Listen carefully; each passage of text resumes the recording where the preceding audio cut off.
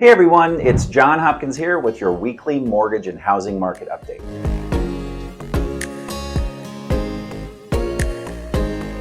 This is a huge week for the market. Jobs data tends to drive everything these days, and we've got a major report dropping on Friday.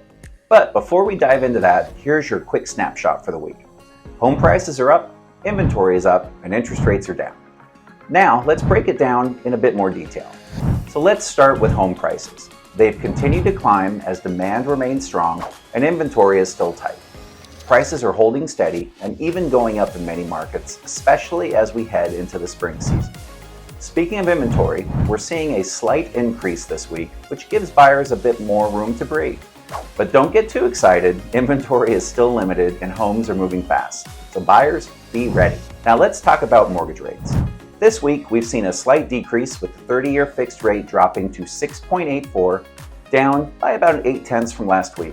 It's a small relief, but rates are still high compared to last year, so every little bit helps. What's really driving the market, though? Let's start with existing home sales. These are still at a 5-month low, largely due to the affordability issues caused by high rates and limited supply. On the flip side, new home sales are holding strong. They're performing near pre-COVID highs, showing that buyers are still turning to newly built homes when options for existing homes are limited. Economic and tariff news continues to stir things up. While there's been some calming in the markets, this week tariff-related news is still driving volatility in both bond markets and mortgage rates, keeping everyone on edge. So why are we seeing these shifts? It's all about the ongoing imbalance between supply and demand. The slight inventory increase this week is just a small blip, and prices are still being pushed up.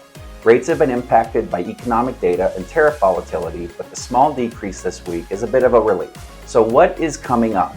Well, this Friday, we have the April jobs report, and it's a big one.